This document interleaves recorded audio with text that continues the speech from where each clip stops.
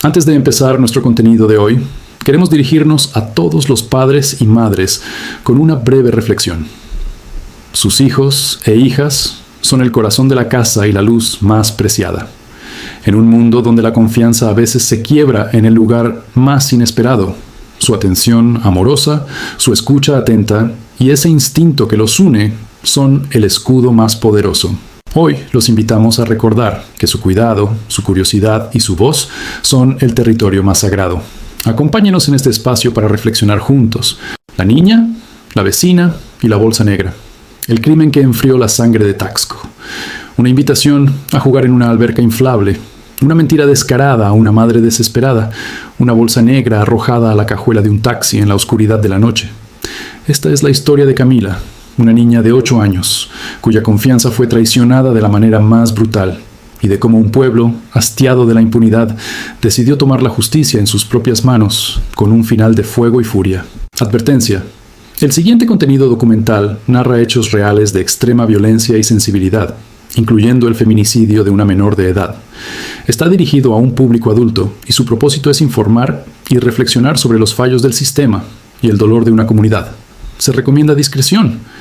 El miércoles 27 de marzo de 2024, en Taxco, Guerrero, pueblo de calles empinadas y platerías centenarias bañado por una luz que choca contra la sombra de la violencia crónica, el día parecía ordinario.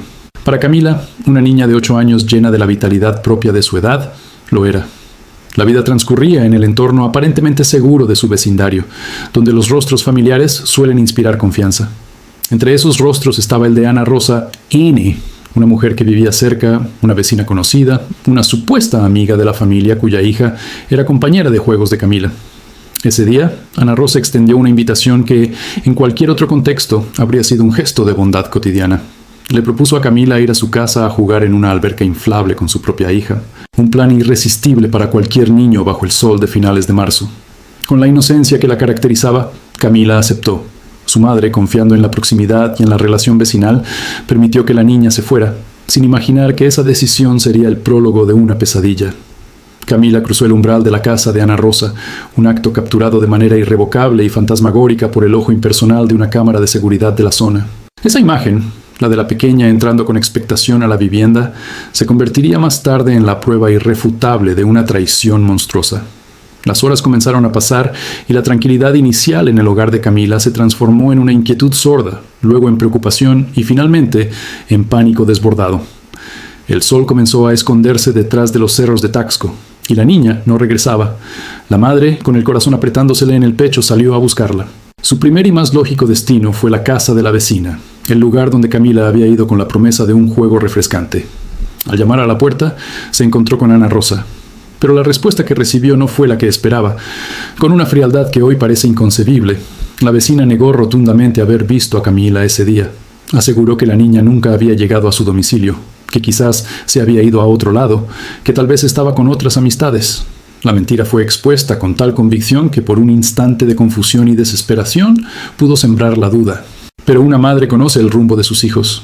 Y en el México moderno, a menudo, la verdad no solo habla a través de las personas, sino a través de los circuitos y los discos duros. La desesperación llevó a la familia y a las primeras autoridades alertadas a revisar las grabaciones de las cámaras de vigilancia de la colonia. Allí, en blanco y negro o en color digital, estaba la verdad, dura, cruda, incontrovertible. Allí estaba Camila, con su ropa casual, acercándose a la puerta de la casa de Ana Rosa y siendo recibida. La imagen era clara. La niña sí había entrado. La vecina había mentido.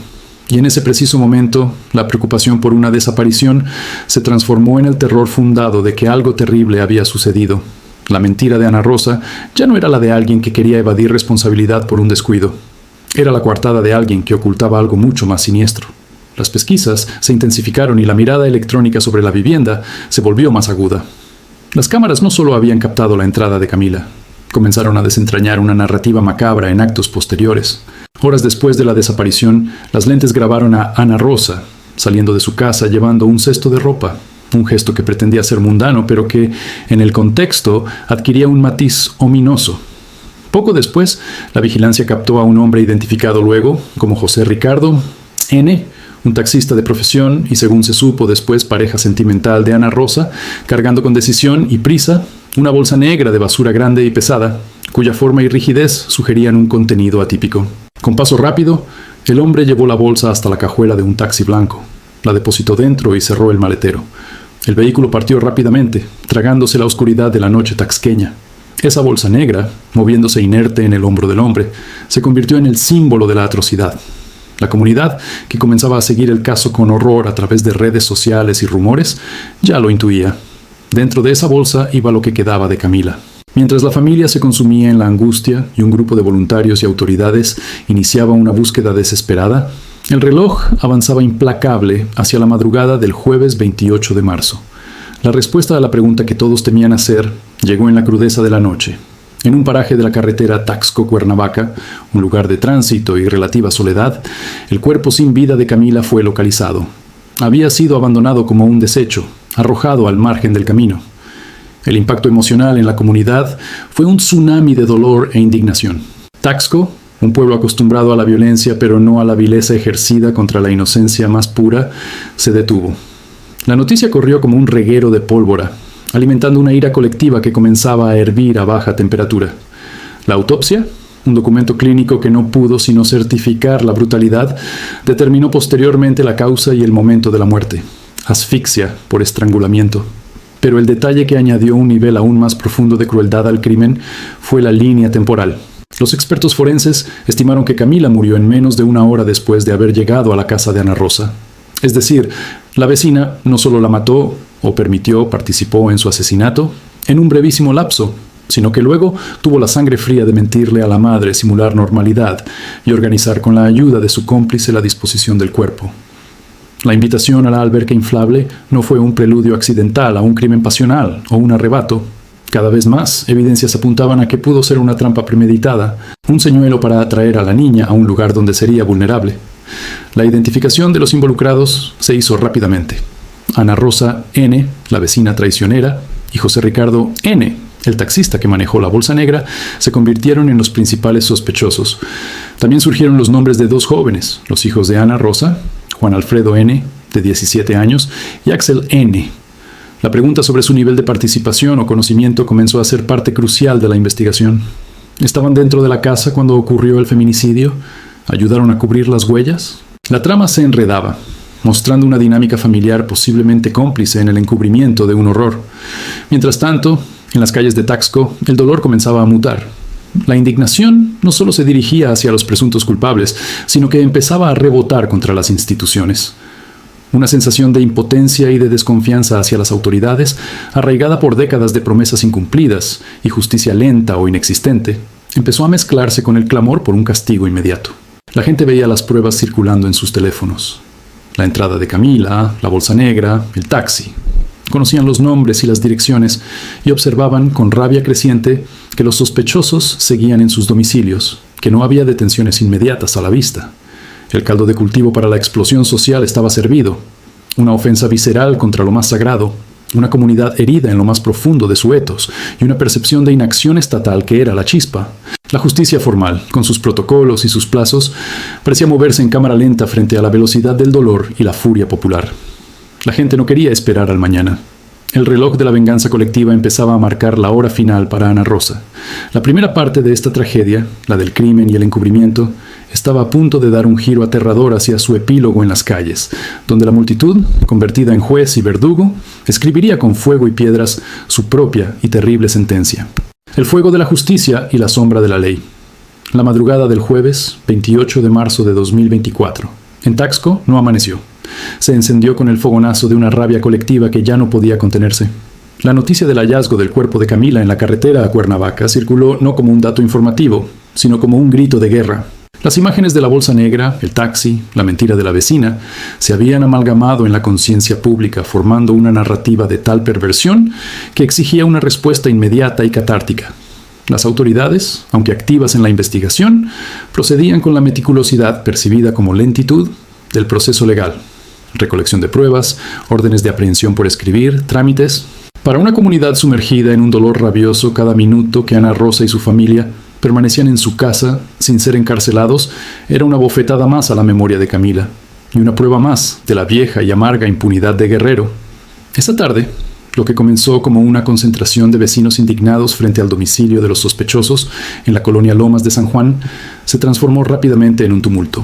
La multitud creció, alimentada por el rumor, el dolor y una histórica frustración hacia un sistema judicial que muchas veces ve cómo los culpables de crímenes atroces burlan el castigo o lo enfrentan tras años de recursos. No eran forasteros, eran los propios vecinos, padres y madres de familia. Gente común cuyo límite de tolerancia había sido superado por un acto de una maldad excepcional. Gritaban consignas, exigían justicia. La tensión era un cable a punto de reventar, y reventó. La muchedumbre, ya no una protesta, sino una turba enfurecida, derribó las puertas y se precipitó al interior de la vivienda. El objetivo era claro: Ana Rosa N. Lo que sucedió dentro fue un acto de justicia primitiva, un linchamiento. Ana Rosa fue arrastrada fuera de su casa y sometida a una golpiza brutal y colectiva. Piedras, palos, puños, la furia de cientos de personas descargó sobre ella. No hubo diálogo, no hubo juicio formal, solo la ejecución de un veredicto popular instantáneo. Cuando las fuerzas de seguridad lograron, con dificultad, dispersar a la multitud y acceder al lugar, Ana Rosa yacía sin vida en la calle. La justicia comunitaria, en su forma más cruda y visceral, había sido administrada. Taxco había escrito, con sangre y furia, su propio epílogo para una de las asesinas. La noticia del linchamiento corrió paralela a la del crimen, dividiendo aguas. Para muchos, fue un acto de vindicación necesaria. Para otros, una espiral de violencia que manchaba aún más la tragedia. Mientras el humo de la ira se disipaba, la justicia institucional, ahora bajo los reflectores nacionales y la presión de no querer parecer irrelevante, comenzó a moverse con una celeridad inusual. José Ricardo N., el taxista, fue detenido. No pudo esconderse tras la anonimidad. Las pruebas eran contundentes: su imagen cargando la bolsa negra, su vehículo captado en movimiento, su vínculo con Ana Rosa. Fue vinculado a proceso por el delito de feminicidio, acusado de ser coautor material del asesinato de Camila y del traslado de su cuerpo. Su figura se convirtió en la del cómplice adulto, el hombre que ayudó a deshacerse de la prueba del horror. Pero la investigación también destapó la siniestra dinámica dentro del hogar de Ana Rosa. Su hijo, Juan Alfredo N., quien al momento de los hechos tenía 17 años y era por tanto considerado menor de edad ante la ley, fue identificado como partícipe activo en los eventos que llevaron a la muerte de Camila. Las pesquisas sugirieron que no fue un mero espectador, sino un coautor. En un proceso legal acelerado, el joven fue sentenciado en agosto de 2024 a 5 años de internamiento en un centro para adolescentes infractores. La sentencia, aunque para muchos insuficiente dada la magnitud del crimen, respetaba el marco legal para menores. Axel N., el otro hijo de Ana Rosa, también fue vinculado a proceso, aunque los detalles específicos de su participación han permanecido bajo mayor reserva legal, pendientes de aclararse en el proceso judicial en su contra. El caso de Camila no terminó con las sentencias. La resonancia nacional del feminicidio, sumada al espectáculo dantesco del linchamiento, puso sobre la mesa debates urgentes: la seguridad de los niños, la eficacia de la justicia y la desesperación social que lleva a la autodefensa violenta. De este caldo de cultivo, y como un intento por transformar el dolor en un legado preventivo, nació una iniciativa legislativa. En 2025, el Congreso del Estado de Guerrero aprobó la denominada Ley Camila. Esta normativa busca endurecer de manera significativa las penas por delitos cometidos en contra de menores de edad, incluyendo el feminicidio infantil, y fortalecer los protocolos de búsqueda y alerta temprana. Aunque ninguna ley puede devolver una vida, su nombre simboliza un intento institucional por honrar la memoria de la niña, y en teoría, por evitar que una tragedia así se repita. Es el capítulo que intenta cerrar, desde el papel, la herida abierta. Sin embargo, las preguntas más profundas y perturbadoras permanecen flotando sobre Taxco, como una neblina que no se disipa. ¿Qué sucedió exactamente en esa casa durante la primera hora en que Camila entró? La versión oficial sugiere un ataque brutal y rápido, pero los motivos precisos nunca han sido completamente esclarecidos en el ámbito público, más allá de la perversidad evidente. La ley Camila puede aumentar castigos, pero ¿puede disuadir a quienes actúan desde una maldad que parece ajena a cualquier cálculo de consecuencias? Y, quizás, la pregunta que más divide: ¿el linchamiento de Ana Rosa fue un acto de justicia o de barbarie? Para los pobladores que lo ejecutaron, fue la única respuesta posible en un sistema que falla. Para los defensores del Estado de Derecho, fue un crimen más que socava la civilidad y perpetúa el ciclo de violencia. Taxco vivió, en cuestión de días, la peor cara de la criminalidad individual y la peor cara de la justicia sumaria. Camila, la niña que solo quería jugar en una alberca inflable, Se convirtió en el trágico símbolo de un México fracturado donde la confianza vecinal se quebró, donde la institución es mirada con desprecio y donde la furia, cuando hierve, puede ser tan letal como la maldad que la provoca. Este documental llega a su fin, pero la reflexión debe continuar. La memoria de Camila exige más que condenas. Exige un examen profundo sobre cómo construimos comunidades seguras, cómo fortalecemos una justicia que inspire confianza y no desesperación, y cómo protegemos a los más inocentes entre nosotros. La historia de Taxco es una herida abierta que nos interpela a todos. Esta ha sido la crónica de un dolor que conmovió a una nación. Si este contenido te ha hecho reflexionar, te invitamos a suscribirte a nuestro canal. Con tu apoyo, un like y compartiendo este documental, nos ayudas a seguir investigando y narrando historias que necesitan ser contadas, para no olvidar y para exigir siempre justicia. Gracias por vernos.